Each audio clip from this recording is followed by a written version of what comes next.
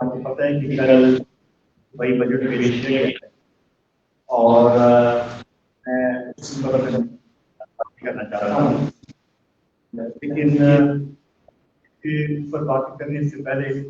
चंद बातें मैं मरकजी बजट के ऊपर करूँगा, क्योंकि हमारे सूबे का ज़्यादा इंहिसार मरकजी वसाइल के ऊपर है, मरकजी बजट के ऊपर है। तो इस हवाले से एक तो मरकजी बजट जो पेश किया गया मैं समझता हूँ कि इंतहाई मायूसून था और अवाम दुश्मन था, और उसमें सिर्फ बिजनेस टाइकून्स को और अपर क्लास को रिलीफ दी गई है।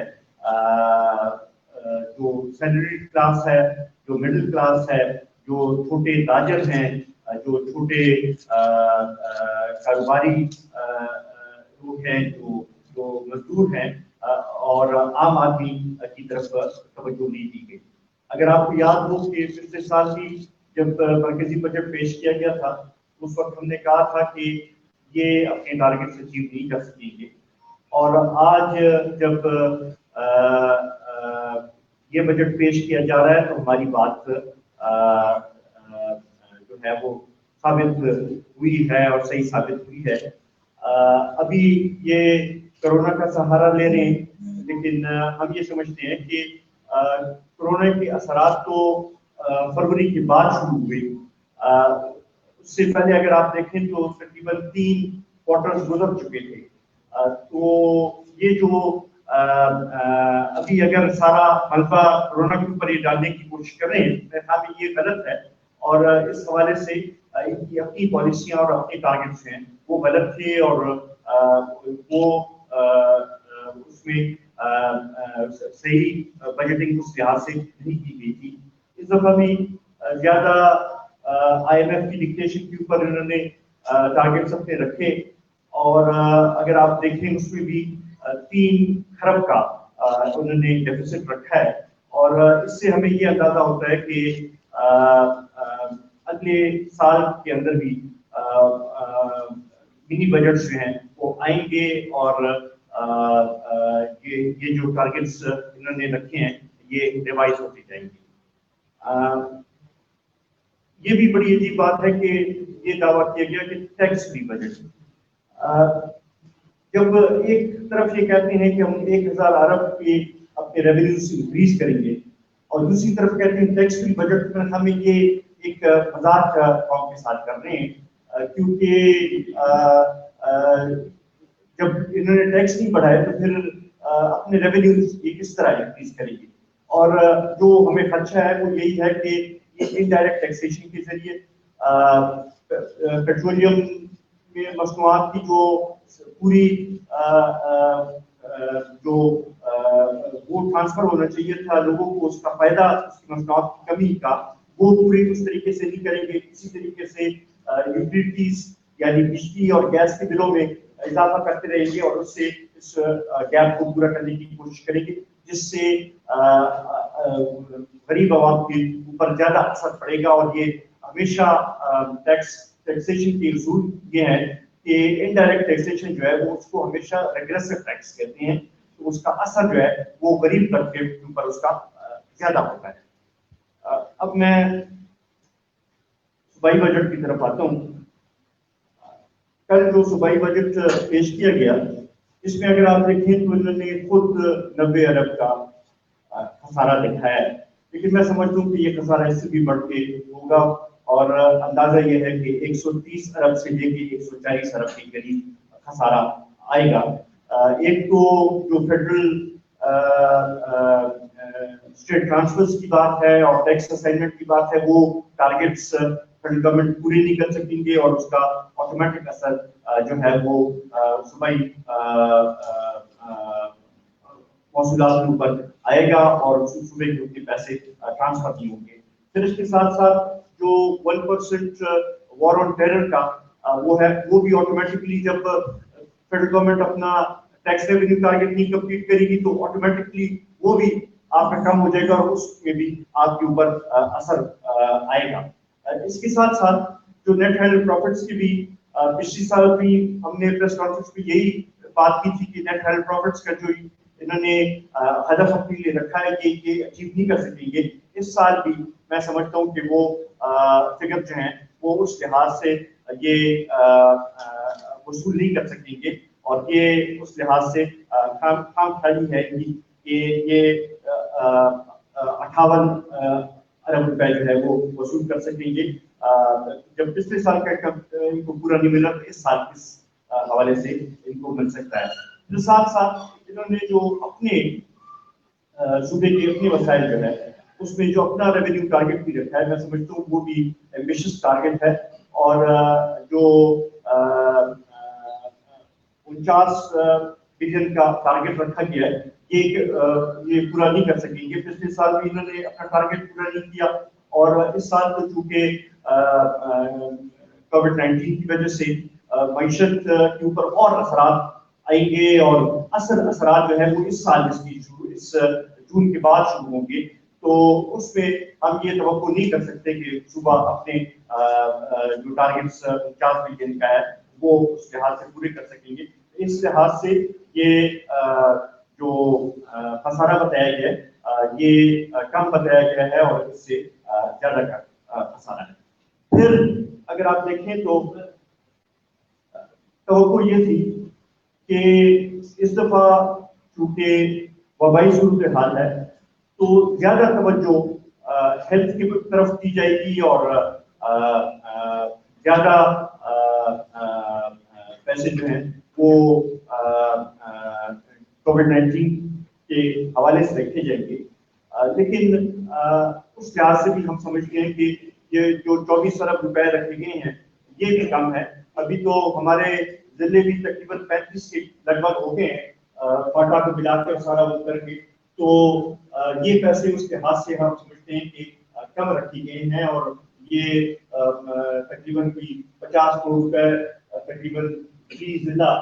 आ जाता है जो कि हम समझते हैं कि नाकाफी होगा। साथ ही साथ ये भी कि पूरे मुल्क में तो पीटीआई का ये 30वां साल शुरू होने वाला है,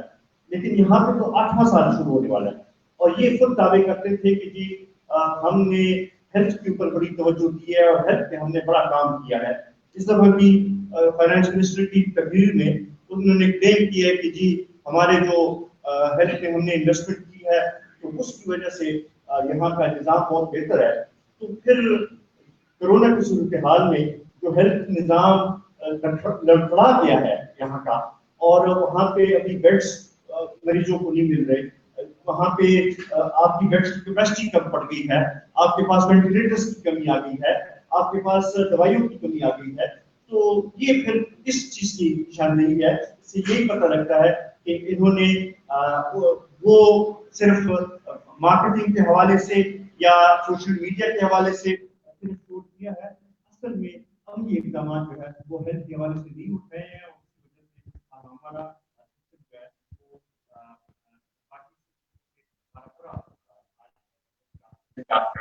यहाँ पे जो शरह मुआत है वो भी बाकी सूबों से ज्यादा है। इससे यही अंदाजा होता है कि यहाँ के उस लिहाज से नहीं है। साथ ही साथ जो तनख्वाहों में सरकारी मुलाजिम की तनख्वाहों में इजाफा नहीं किया गया, मैं समझता हूँ ये भी ज्यादती है, क्योंकि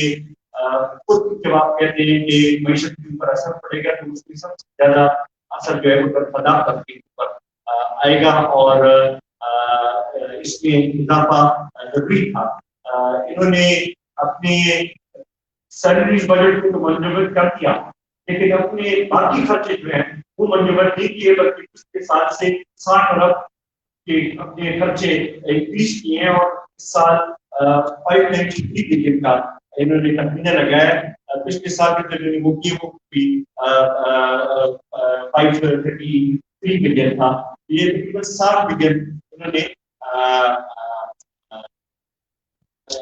زیادہ خرچہ وہ کیا ہے۔ وہ جو دعویٰ یہ کرتے تھے کہ ہم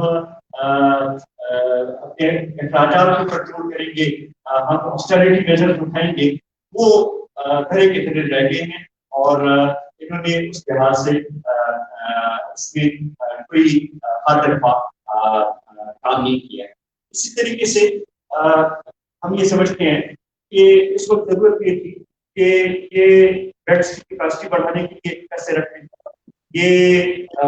وینٹیلیٹر اور باقی مشینری دینے کے لیے پیسے رکھتے، یہ جو ہمارے فرنٹ لائن ورکرز ہیں،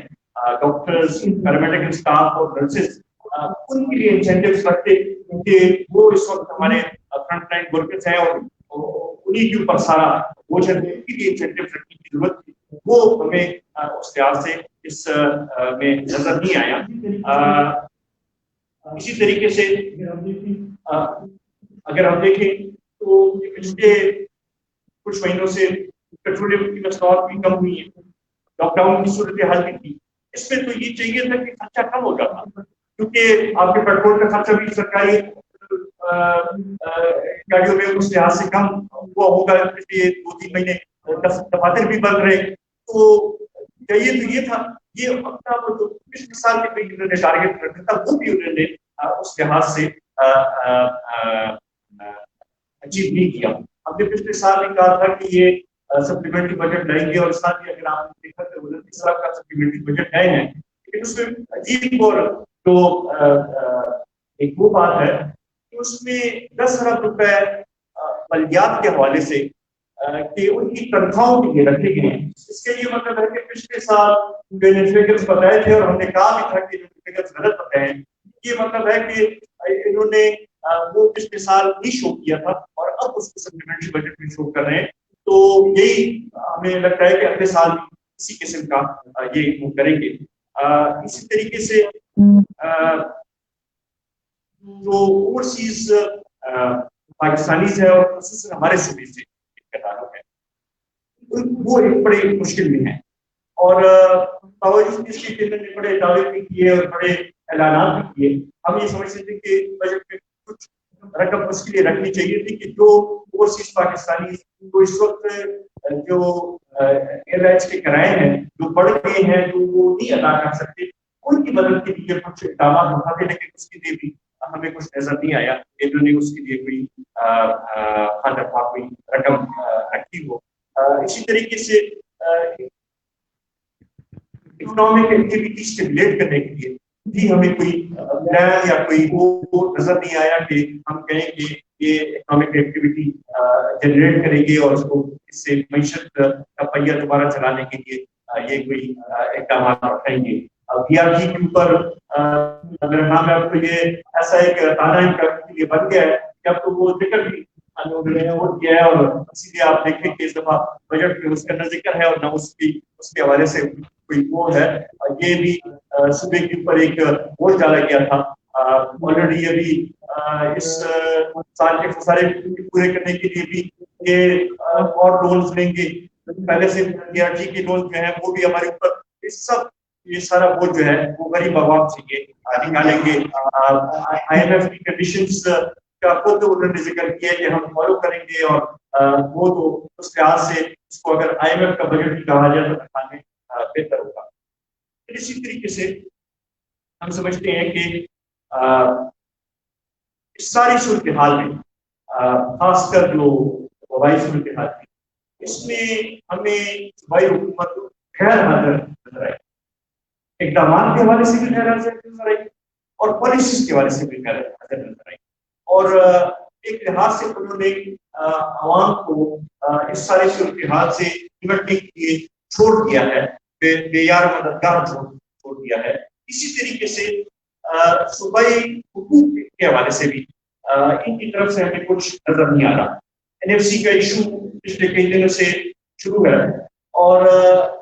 ہمیں اب تک صوبائی حکومت کا واضح موقع سامنے نہیں آیا کہ آیا وہ چاہتے ہیں کہ صوبوں کے वसाइल में इजाफा किया जाए कि नहीं, क्या इसके बारे में क्या है। हम उनसे ये सवाल करते हैं कि ये बताएं कौन को, बताएं सूबे के अवाम को कि वो NFC अवार्ड में सूबों के हिस्से को बढ़ाने के हक में है कि नहीं, ये इसकी वजाहत करें। और उसके साथ साथ ये भी वजाहत करें कि जो नया NFC कमीशन कायम किया गया है कि उसमें मुशर्रफ रसूल जो है वो इनका नुमाइंदा है कि नहीं है, इनसे सलाह मशावरत उसमें की गई थी कि नहीं की गई थी, इसकी वजाहत जो है कौम को इनको करनी पड़ी। इसी तरीके से हम समझते हैं कि नेट हेल्थ प्रॉफिट्स की इशू को भी उस तरीके से नहीं उठाया। इससे पहले तो ये कहते थे कि जी क्योंकि मरकजी हुकूमत किसी और की है तो हमें सूबे को हक नहीं मिल रहा और सूबे को वसाइल नहीं मिल रहे। अब तो मरकजी हुकूमत की तहरीक इंसाफ की है तो अब उसमें क्या रुकावट है और इसकी वजाहत इनको करनी चाहिए कि सूबे को क्यों नेट हेल्थ प्रॉफिट में अपना हिस्सा नहीं मिल रहा। इसी तरीके से 18वीं तरमीम के ऊपर भी एक वाज़ेह मौक़िफ़ इनका आना चाहिए जो कि अभी तक नहीं आया। कल इखबार में मैंने देखा और बड़ी हैरत हुई कि जी चीफ मिनिस्टर साहब गए हैं और असद उमर साहब के साथ मीटिंग की है और ये दरख्वास्त किया कि CNBC को चश्मा राइट बैंक कैनाल को PSDP में शामिल किया जाए। हैरत इस बात की भी कि ये तो फेडरल गवर्नमेंट ने पहले से हमारे साथ मान लिया था और हमारे PDP में भी रिफ्लेक्टेड था और PSDP में भी रिफ्लेक्टेड था। इसका ये मतलब है कि मरकजी हुकूमत ने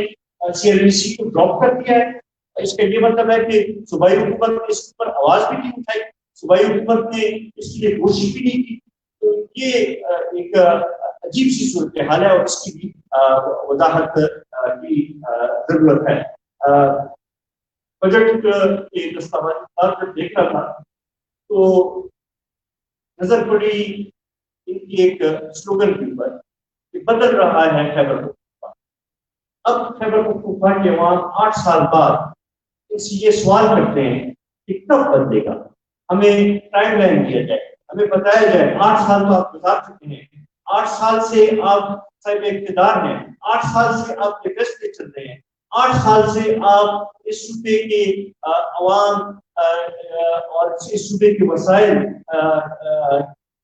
का तायन आप कर रहे हैं, तो कब बदलेगा आप इसकी वजाहत करें। अब भी अगर ये वो कर रहे हैं कि बदल रहा है तो इसकी वजाहत की जाए कि ये क्या वो है। हम ये समझते हैं कि सूबाई हुकूमत मुकम्मल तौर पर नाकाम हो चुकी है और उनकी तवज्जो अवाम की तरफ नहीं है, उनकी तवज्जो सिर्फ अपनी हुकूमत चलाने और अपनी हुकूमत को बचाने की तरफ है और बाकी किसी तरफ उन्होंने तवज्जो नहीं दी और सूबे की अवाम को उन्होंने तने तनखा छोड़ दिया है। ये चंद गुजारिशात मैं करना चाह रहा था। अगर आपके कुछ सवाल हो तो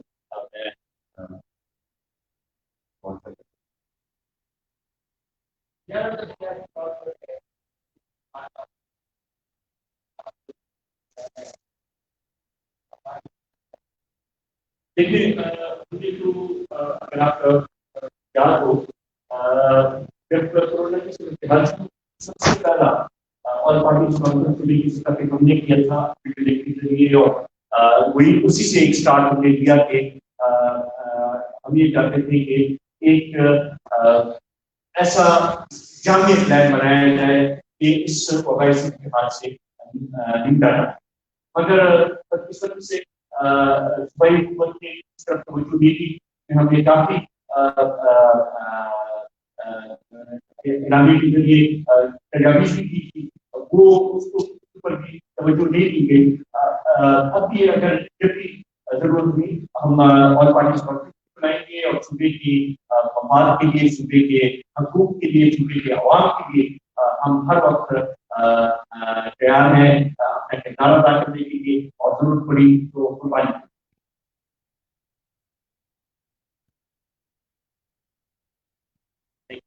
Good.